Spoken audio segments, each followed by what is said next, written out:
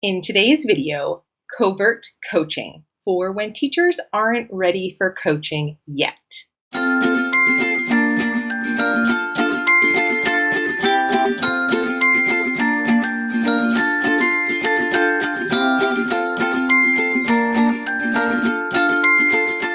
Hello, coaches. Welcome back to another episode of 5 Minute Friday from Eduro Learning.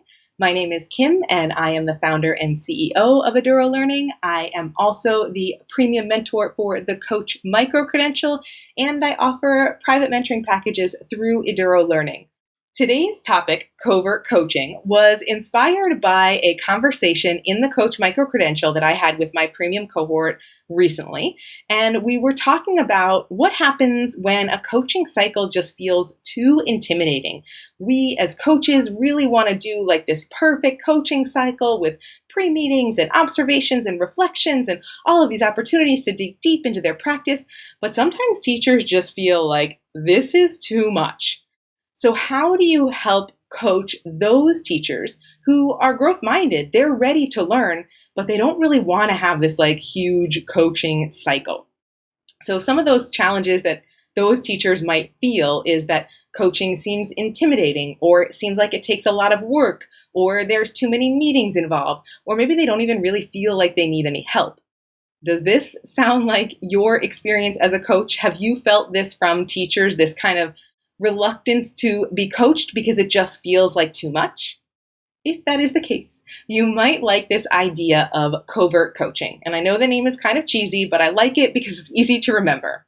I've got 4 steps for covert coaching for you today, and hopefully some or all of these will make sense in your setting, and you will be able to use them with that teacher that's growth-minded but just not ready for a whole coaching cycle yet. The first strategy is to make it easy. Don't put any labels on what you're doing. Don't call it a cycle. Don't have any massive shared agenda. Just have quick, focused conversations on what the teacher needs about something small. You don't want to start with a big, huge project, reimagining this whole entire unit that they do with their class. Just start with something small and make it feel really successful, easy, and natural. That's easy, natural, and small and successful for the teacher. It might end up being a little more work for you because you can't use your normal coaching process in this case. But remember, you're building their foundation, you're building their capacity for a maybe fuller coaching cycle farther down the road if they have success in this easy, simple, quick setting right now.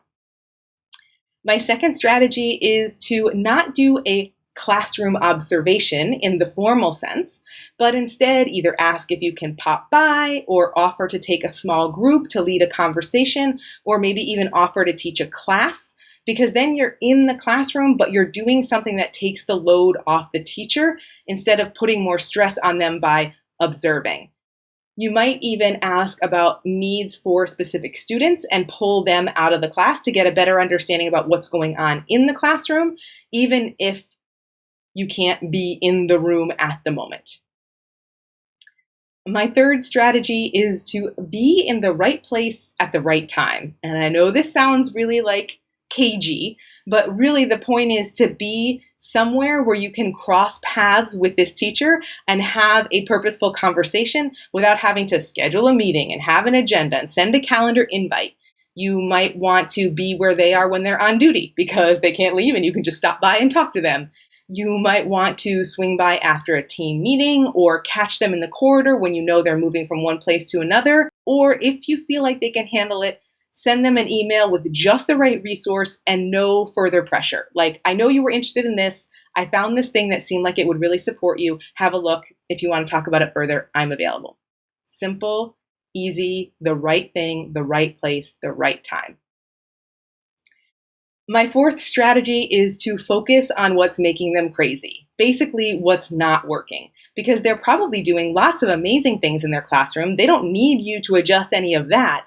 You just want to help them with the thing that's driving them nuts. To do that, you need to know their students really well. You can also connect with their team or grade level peers about challenges that they all share so that you have a better understanding of what's going on in that classroom. You could also consider attending team meetings to get a better picture of what's going on. And again, just like before, you can share just the right resource to support that exact issue that's making them crazy. Those 4 strategies were to make it easy, to be in their class without a formal observation, to be in the right place at the right time, and to focus on what's making them crazy instead of a big whole project. As you're doing these 4, a couple of tips I have for you is number 1, to show appreciation for the amazing things that this teacher is doing in their classroom. Sometimes that's even the easiest way to start a conversation is about what's working well in their classroom to open the door to some further conversations. Along those lines, you want to share successes from any of those 4 steps as you're moving forward. And a kind of logistical tip is to make sure that as you're doing this, you are keeping your own notes. For the most part, for me, when I'm working with coachees, my notes are a shared agenda, so we both can see them.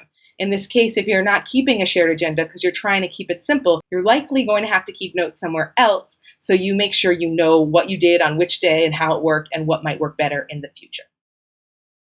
I hope that those 4 strategies and a couple of extra tips are helpful for you to start this process of covert coaching for when teachers who aren't quite ready for coaching yet. If any of these resonate with you, please let us know. Share in the comments below, reach out to us on social media, join our Facebook group, Coach Better, and let us know what worked for you. If you have other strategies that work really well, please share those too, because we can all benefit from hearing more ways to help those teachers that aren't ready yet. If this is the kind of professional learning conversation you want to be having, please check out edurolearning.com for registration dates for our next cohort of the Coach Micro-Credential, because we only open cohorts once a year and I want you to get into our next cohort. That program is designed by coaches for coaches. It's an academic year-long mentorship program where you get to learn with a global cohort of coaches. You get 26 weeks of coaching content, and you get a mentor for the entire academic year. And that is a great way to level up your coaching strategies to be able to work with not only the super willing and engaged teachers, but also the middle of the road teachers and those that are maybe more resistant to coaching at this moment in time.